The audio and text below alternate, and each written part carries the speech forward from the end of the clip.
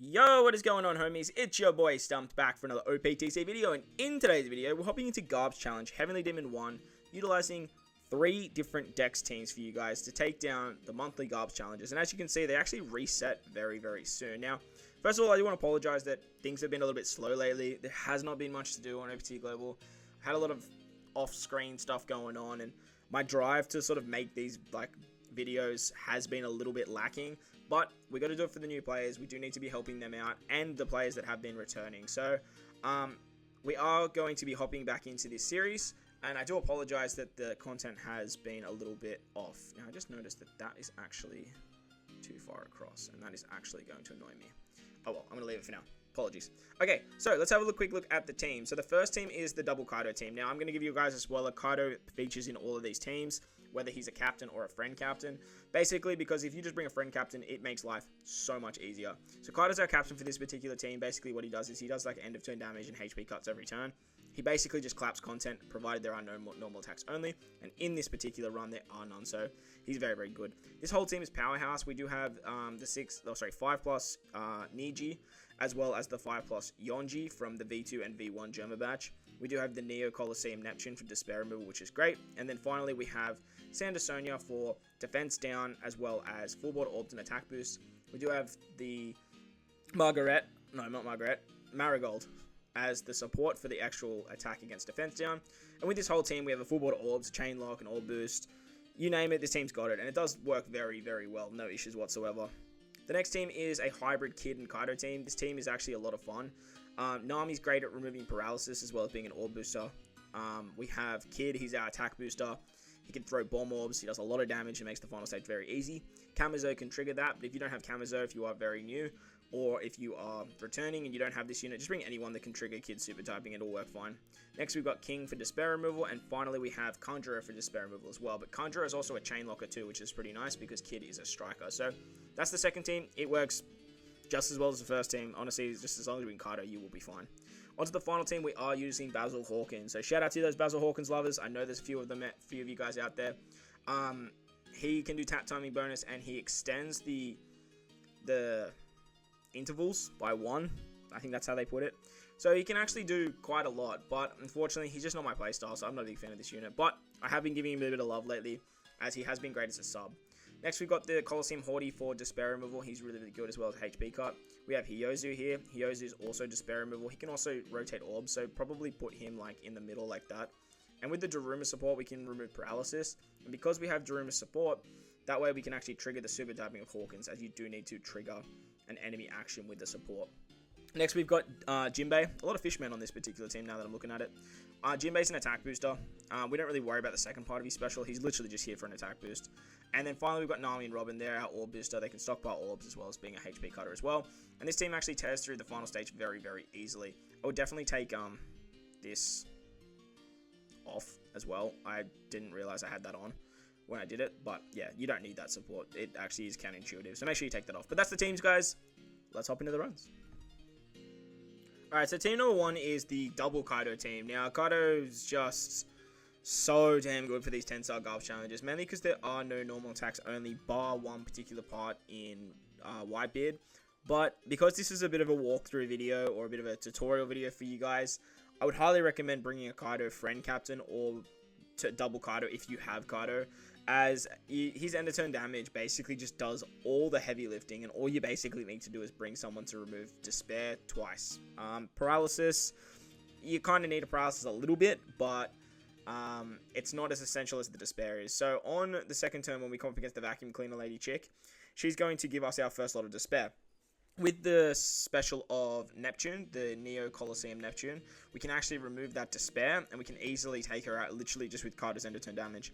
Onto Rebecca on the next turn. Rebecca's a quick unit, which means she's going to get absolutely clapped. She does put up defense up and give us paralysis, but for Kaido, it really doesn't even matter, as through the defense up, we can easily just take her out, no issues whatsoever, as we do something like 1.5 mil or something like that. Yeah, something stupid. There you go.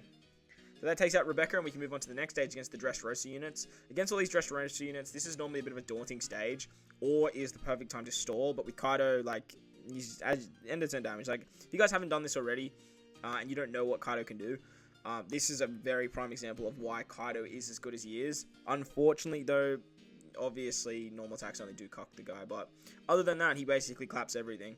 Onto the Bardo stage, we get despaired once again, so we can use the special of Yonji. And with Bardo, he actually puts up a hit barrier. So we do actually want to remove that hit barrier, and we're just going to basically do our normal taps. Once you do break that barrier, if you are running double Kaido, the blast burn is just going to take out Bardo easy peasy. On to the next stage against Treble and 3 of his gunner friends. This is where things can get a little bit tricky. We get 3 turns of paralysis, and we are locked onto Treble. But basically what we want to do here is just basically pass a turn, as the end of turn damage from Kaido is going to kill the units in the back, and we do have 3 turns to take out Treble. If you did bring a paralysis remover, on this particular team I didn't. If you did bring a paralysis remover, someone like Nami or whatnot, you can remove the paralysis on the final stage. But as you can see, like, Kaido doesn't actually kill Treble on the first turn, so you can easily remove the paralysis literally just by an auto stall. On the final stage against Dofi and all of the enemies around the outside, the 2 units, the Cannoneers, they have a lot of HP. Oh, sorry, they have a lot of defense, but not a lot of HP. So what we want to do is we're just going to pop our Kaido specials, so that way we can actually go back into our Dragon form, give ourselves the end of turn damage. And as you can see, with Neptune, he's actually getting his cooldowns, as he has the Sailor ability, as every time he uses every time a Sailor uses a special, or another character uses a special, he actually gets cooldown. So once we pop all of our specials, we can have 2 turns of attack up, full border orbs, orb buff, chain lock, conditional. This team it has no issues getting through this whatsoever. And as you'll see, we're going to put in a few shots to the units around the outside, basically just so we can take them out. But as you can see, it has no issues killing Dofi, and then we still have the end of turn damage to clear out the rest. So that's double Kaido. Super brain dead, but super easy. So on to the next team now. It's more of a fun hybrid Kaido team. Now, Kaido works really well with Yuita's Kid, as Kid is actually a striker unit. Now, Kid being the best Dex captain in the entire game makes running this hybrid combo a lot more fun. And this is like, not this exact team, but this is what I normally do when it comes to my Dex challenges. I always like to partner up Kaido with Kid. Now, Kaido's end of turn damage does so much that you don't really need 2. Like, having 2 definitely helps, but you don't need to. So, you can easily hybrid a Kid up with Kaido and be able to do it fairly well. So, on turn 2, we do get that Despair. We are going to use the Conjurer special on this particular team to remove the Despair.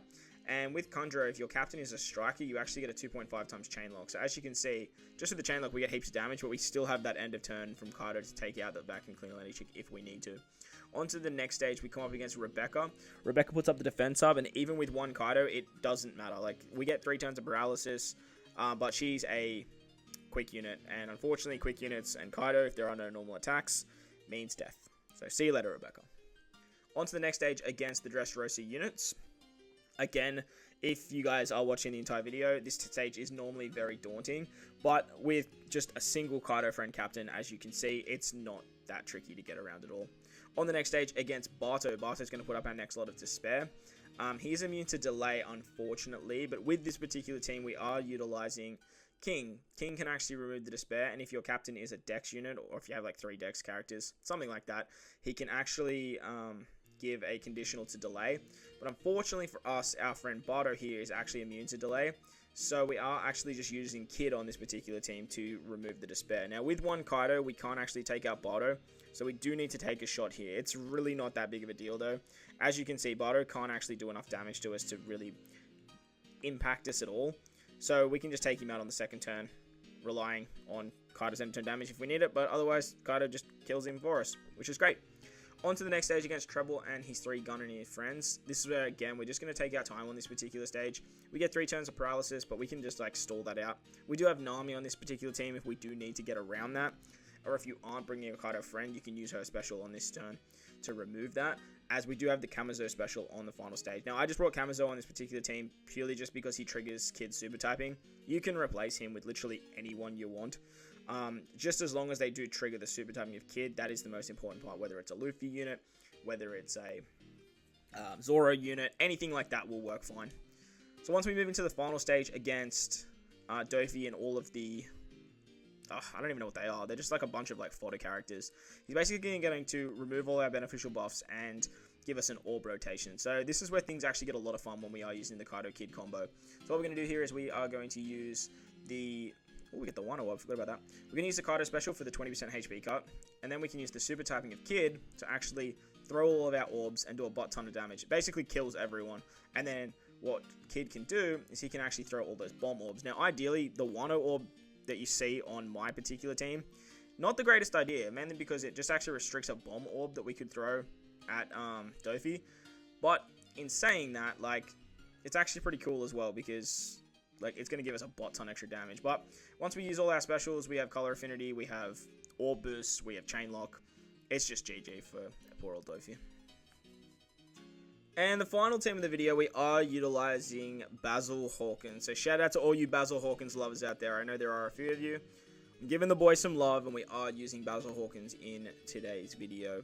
I've actually recently not come to like Basil Hawkins, but with the recent Arena Frenosuke, he's actually a lot better than what I've usually been giving him credit for, and his sub potential, as long as there are no normal attacks only, is actually really good. But the downside to him is he does struggle if there are normal attacks only. But he does hybrid very, very well with our friend Kaido. Now, the way Hawkins actually works is Hawkins actually extends the hit counter on each unit. So then that way you actually, instead of getting 1 turn on each stage, you get 2. On stage 2, by the way, we use the Hody special to remove the despair so we can easily take out the vacuum cleaner lady chick. But as you'll probably notice on that stage, we didn't actually get the 2 turns like Hawkins usually provides. We actually only got 1, mainly because we got despaired. So we have to remove that despair with Hody, but it's not the end of the world, as we can easily take her out on the first turn. On stage 2 against Rebecca, she's easily going to get clapped as she's a quick unit, and Kaido just tears through her, even with the defense up. But as you guys will see, there I actually had the support of Daruma on Hyozu, mainly because that will trigger Hawkins super typing. So with Hawkins super typing, by the way, we are just going to single tap here, let Kaido do the work. With Hawkins super typing, it triggers if you have a support that gets triggered from an enemy action. So because we got paralyzed, Daruma's actually going to remove the paralysis on Hyozu, so therefore we can get the super typing of Kid, and because we actually get that, it's actually super handy for this particular stage. So what we're actually going to do here is we're going to actually stockpile the orbs with Nami and Robin, but then we're actually going to use the super typing of Hawkins. Finally, we're going to use the special of Hyozu. Ideally, probably should have put Hyozu like in the middle, so then this like orb swap would actually be beneficial, but look, it is what it is. So what we're going to do on this particular stage, because we actually... Oh, we got the poison off. That's cool.